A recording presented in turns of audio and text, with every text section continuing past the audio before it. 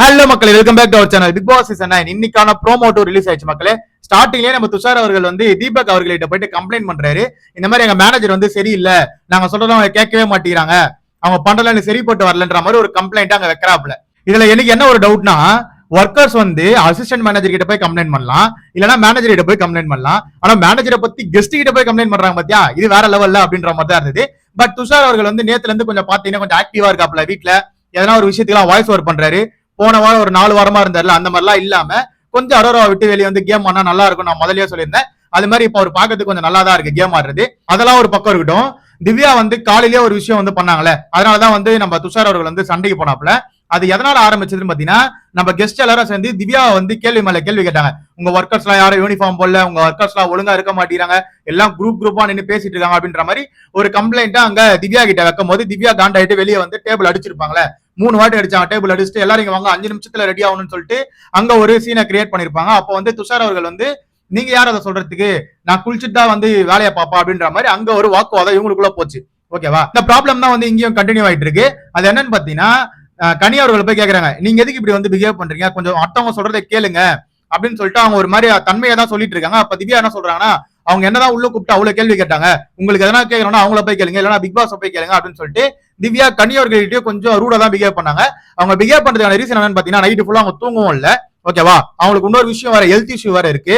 அதனால மூட் ஸ்விங்கா இருக்கலாம். பட் ஆனா இதெல்லாம் வந்து நீங்க கேம்ல காமிக்க கூடாது. அதாவது நீங்க எவ்வளவுதான் ஸ்ட்ரெஸ்ல உங்களை எவ்வளவு ஸ்ட்ரெஸ் பண்ணாலும் நீங்க வந்து காமா வந்து ஹேண்டில் பண்ணும். அதுதான் உங்களுக்கு மேனேஜர்ன்ற போஸ்டிங் கொடுத்திருக்காங்க.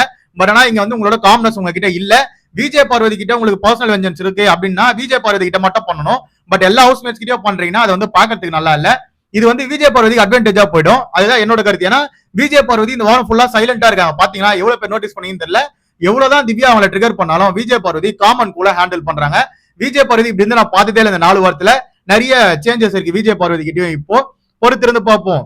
இதுக்கப்புறம் வர நாட்கள்ல தான் தெரியும். ஏன்னா வந்து இப்போ வந்து ஸ்வாப் வர நடந்திருக்கு. அதாவது நம்ம மேனேஜரா இருக்காங்க பத்தியா திவ்யா, அவங்க வந்து மேனேஜர் பதவியில இருந்து வெளியே எடுத்துட்டாங்க.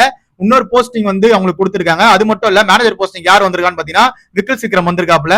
இதுதான் நம்மளுக்கு வந்து அப்டேட். இதனால வந்து நிறைய சேஞ்சஸ் இருக்கும் வீட்டுல. அசிஸ்டன்ட் மேனேஜரா நம்ம விஜய் பார்வதி தான் இருக்க போறாங்க. பட் இப்போ வந்து நம்ம திவ்யா அவர்கள் வந்து ஒர்க்கரா மாறினதுக்கு அப்புறமேட்டு விஜய் பார்வதி எப்படி திவ்யா கிட்ட ஹேண்டில் பண்ண போறாங்கன்றதுதான் இப்ப மேட்ரு. ஓகேவா? இவ்வளவு நேரமா இவங்க சொல்றதை அவங்க கேட்டுட்டு இருந்தாங்க. இதுக்கப்புறம் விஜய் பார்வதி சொல்றதை திவ்யா கேட்கற மாதிரி இருக்கும். அந்த மாதிரி நிலைமையில இவங்க 2 பேருக்கு என்ன மாதிரியான கான்ஃபிளிக்ட் வரப்போது, என்ன மாதிரியான சண்டைகள் கருத்துக்கள் எல்லாம் எடுத்து வைக்க போறாங்கன்றத ஒன் பை ஒன்னா பார்க்கலாம். பட் ஆனா ஆட்டம் சூடு பிடிக்க ஆரம்பிச்சிச்சு. உள்ள வந்திருக்க நம்ம கெஸ்ட் எல்லாருமே வந்து கொளுத்தி போட ஆரம்பிச்சிட்டாங்க. நம்ம பிரியங்கா மட்டும் வீட்டை விட்டு வெளியே போயிருக்காங்க. பர்சனல் வேலையா வெளியே போயிட்டு வருவேன், நைட் வந்துடும் அப்படின்னு சொல்லியிருக்காங்க.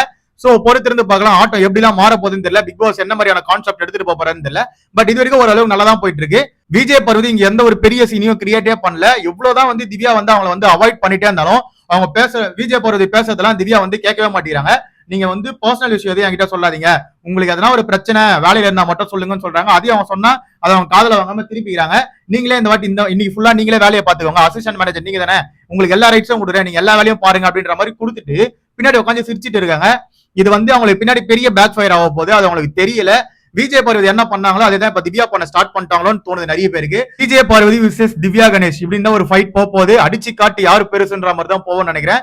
இப்போ திவ்யா அவர்களுக்கும் விஜய் பார்வதியை பத்தின கருத்துக்களை கீழே கமெண்ட் செக்ஷன்ல கமெண்ட் பண்ணுங்க. 2 பேர்ல யாரு பரவாயில்லப்பா அப்படின்னு நீங்க நினைக்கிறீங்களா, அது கீழே கமெண்ட் செக்ஷன்ல கமெண்ட் பண்ணுங்க. அதை பார்த்து நான் தெரிஞ்சுக்கிறேன். அது வரைக்கும் நம்ம சேனலை சப்ஸ்கிரைப் பண்ணி கூட இருக்க பெல் ஐக்கனை தட்டி விடுங்க. அப்பதான் நம்ம போற வெளியில உடனே வந்து சேரும். Love you bye, take care.